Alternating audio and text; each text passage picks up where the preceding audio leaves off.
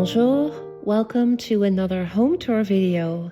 I'm taking you to the wine village Givry in Burgundy, where Fanny and Méric have turned an old winemaker's home into a beautiful holiday home. We have done this home tour in French, but you can turn on the subtitles for your language in the YouTube settings.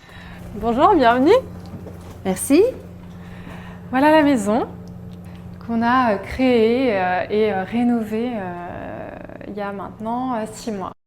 On est sur une ancienne maison de vigneron et on a essayé de garder tout ce qui était un petit peu authentique autant qu'on a pu, tout en venant y apporter le confort d'une maison moderne pour le confort de nos voyageurs. Et on a essayé de garder le plus possible de ce qu'on avait, donc voilà, les pierres, que ce soit au sol ou sur les murs, et elles ont cette belle couleur de la pierre de Bourgogne. Là, on dirait qu'on est à l'extérieur.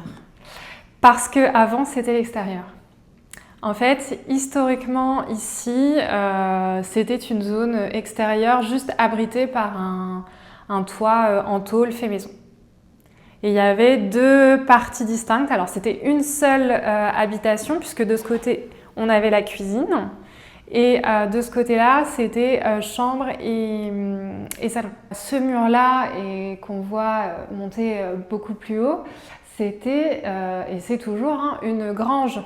Et donc, elle était utilisée comme stockage ou pour les animaux. Et nous, on a fait le choix de venir créer une seule et même entité, une seule et même habitation. Et on est venu imaginer cette véranda qui a été complètement dessinée sur mesure. Et là, ici, c'est juste une dalle en béton. Exactement. Donc en fait, il y avait déjà une dalle existante, mais qui était un peu inclinée. Donc pour en faire une pièce d'habitation, on a voulu remettre tout à plat. Donc on a recoulé une dalle en béton. Et par souci d'économie, on n'a pas recouvert de béton ciré. Et on a juste traité le béton avec un bouche-port et un vernis spécial béton. Donc là, on a la partie toilette. Et donc derrière cette porte, la salle de bain du rez-de-chaussée, qui est une grande salle de bain familiale, où on a fait le choix de mettre une baignoire. Et on est parti sur un style un petit peu vintage pour la robinetterie. Et pour le style, le miroir chiné sur le bon coin et le mur de rayures fait à la main. C'est pas du papier peint, c'est de la peinture. Et du coup, si on continue la visite de ce côté, on arrive sur la pièce à vivre. Donc on a fait le choix d'avoir une grande pièce à vivre avec cuisine, salle à manger et salon pour que tout le monde puisse être ensemble et que les gens puissent se rassembler. Donc là, on est sur la partie qui était une chambre et un salon. Il y avait historiquement une cloison au niveau de l'escalier ici qu'on a démolie pour avoir un seul et même espace. Malheureusement, on n'a pas pu garder le sol d'origine parce que comme il y avait deux pièces, il y avait deux sols assez différents et du coup, ça ne créait pas l'unité et la grandeur d'une pièce. On a démoli les plafonds puisqu'il y avait un plafond au niveau de la poutre des deux côtés. On a démoli d'un côté pour garder la hauteur sous plafond et révéler la poutre qu'on a trouvée cachée sous des morceaux de plâtre. Comme c'était un salon ou une chambre, il y avait en fait une cheminée juste ici. On a fait le choix de ne pas la conserver et puis c'était pas une cheminée qui était très jolie. L'architecte des bâtiments de France nous a obligés à garder par contre sur le toit la cheminée qui est une cheminée traditionnelle à l'extérieur. Pour casser l'aspect. Ouais. Donc on a été obligés de garder une partie du conduit de cheminée pour la solidité de l'ouvrage. Et donc j'ai eu l'idée d'exploiter en fait cet espace pour intégrer la hotte aspirante de la cuisine. Il faut qu'on parle de la petite collection de chaises. Écoute, c'est un mix de chaises que j'ai chinées sur le Bon Coin en brocante que j'ai récupéré dans ma famille puisque mon oncle et ma tante avaient un vieux bistrot qu'ils ont pas gardé, mais où il leur restait un petit peu de mobilier. Donc il y a certaines chaises, je pense, ces deux-là, elles viennent de l'ancien bistrot. Ah, waouh. Et la table de grand-mère. Et la table, c'est la table de ma grand-mère, exactement. C'était sa table de salle à manger. Et elle a passé quelques années chez mes parents et maintenant elle est chez moi. Bah là, pareil, on a essayé de révéler un peu le mur en pierre. Après, l'idée, c'était pas non plus de faire trop style campagne et d'avoir de la pierre partout.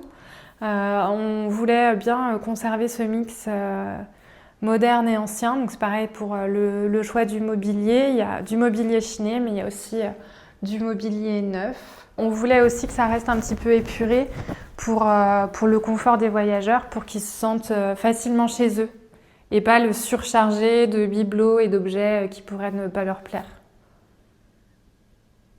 Le mur en pierre, il était derrière des couches de plâtre, donc on s'est occupé de tout révéler et ensuite de nettoyer les pierres. On les a fait sabler et de refaire tout le joint à la main, à la chaux. Dans la maison, il y avait un escalier, donc c'est l'escalier d'origine qu'on a conservé et qui menait à un grenier qui n'était pas exploité mais que nous on a décidé d'exploiter. Et on est venu créer ici une petite chambre sous les toits. Donc c'est très mansardé, chaque recoin est exploité. Ça fait une petite chambre plutôt pour les enfants, mais qui se prête aussi à d'autres voyageurs. Et on a vraiment fait en sorte de garder la poutre.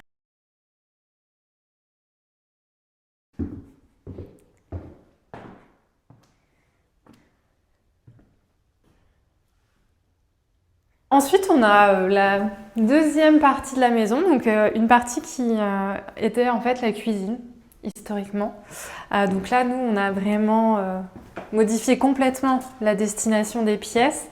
Donc là, on a une première chambre au rez-de-chaussée, qui est une grande chambre double, avec son dressing à l'arrière de la chambre. Donc là, on est plutôt sur une décoration plus douce et plus fleurie, avec un joli rose pâle, des détails beige et puis ce petit papier peint qu'on a utilisé pour en faire un espace bibliothèque. C'est bien, ça délimite vraiment c'est ça. cet espace. Ouais. C'est une bonne idée. Et dans les choix de décoration, toujours un petit peu pareil, il y avait la volonté de mixer moderne et ancien. Donc il y a du mobilier chiné. La table et les chaises, là, elles viennent d'un bar à vin qui a fermé près de Beaune. Et du coup, on voit, il y a le numéro là, qui est le numéro de la table, qui est toujours en fait inscrit sur le côté et qu'on a gardé pour l'anecdote. C'était ce qu'on voulait. Ce mix moderne, ancien, objets chinés avec une histoire, des objets neufs. Comme on est sur une chambre qui est au rez-de-chaussée et qui du coup donne sur la rue, on avait une vraie volonté de créer quand même de l'intimité. Donc on est parti sur une tringle double pour avoir un voilage, mais quand même habillé avec des rideaux en lin et vraiment créer un cadre autour de ces deux grandes fenêtres qui prennent presque tout l'espace du mur. On a un escalier qui monte à la troisième et dernière chambre de l'étage. Donc là, il faut quand même savoir que comme c'était la cuisine, il n'y avait pas du tout d'accès à l'espace supérieur. C'était uniquement un plafond. Et on ne pouvait accéder à l'étage que par la rue, par une fenêtre qui donnait sur la rue. Et en fait, c'était le stockage du foin. Oui, voilà. Et donc nous, on a recréé l'ouverture en démolissant tous les plafonds. Et on a la dernière chambre sous les combles. Mais où là, on a une belle hauteur sous plafond. Ah oui. Et cette chambre-là, elle a sa salle de bain, qui est dissimulée derrière cette porte chinée qui a été adaptée sur une structure à galandage, qui est un système plutôt moderne. Mais là, nous, on est sur une porte ancienne qui a été entièrement rénovée et qui a été recoupée, adaptée pour rentrer dans ce système qui a des dimensions standards. Et là, on retrouve les mêmes carreaux qu'au rez-de-chaussée, mais par contre, pour le reste, on est sur du béton ciré. Pour le sol et pour la partie douche sur la droite. Donc là, on a fait le choix d'avoir une petite salle de bain attenante à la chambre. Et on est très content parce qu'on arrive à avoir une très grande douche derrière l'arche. J'adore. Ouais. Et pour autant, on a l'espace pour un toilette et un lavabo qu'on a fixé sur une planche en bois. J'ai acheté les appliques, juste ce morceau.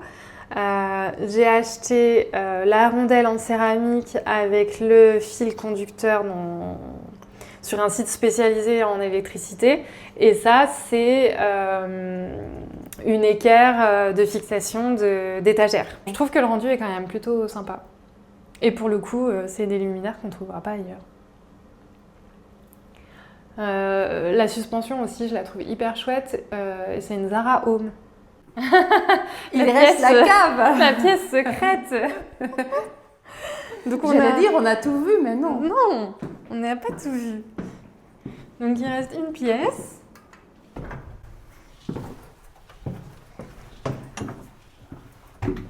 Qui est la cave à vin. Et le sol était comme ça? Non. Alors là, pour le coup, il y a eu Il est trop beau, je me disais.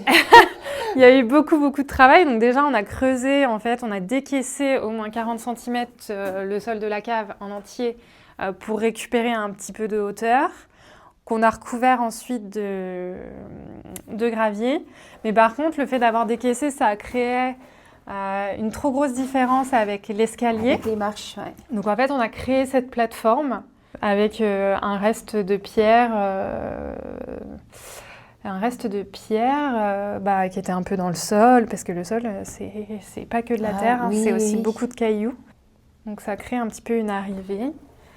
Tout le mobilier qui est dans la pièce, pour le coup, c'est entièrement du mobilier chiné dans la famille.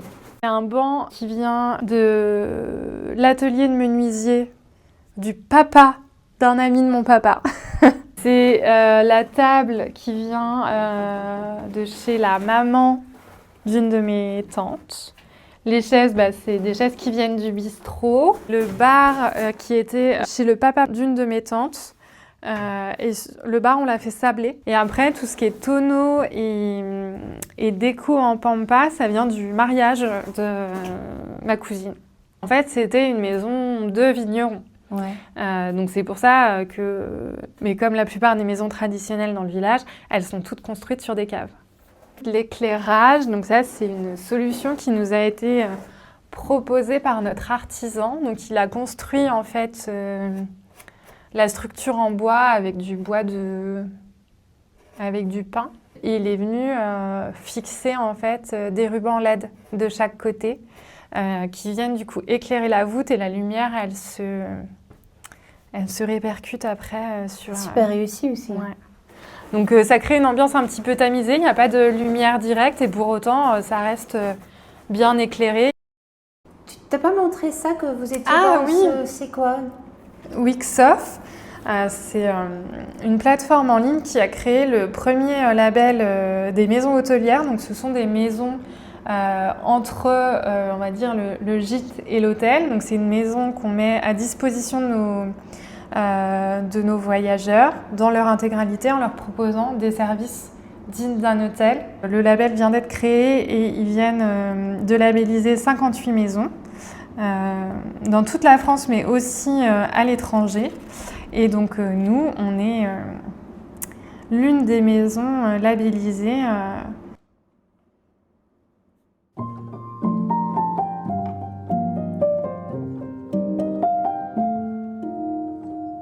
The holiday home is right in the village of Givry, at walking distance from all the shops and the market.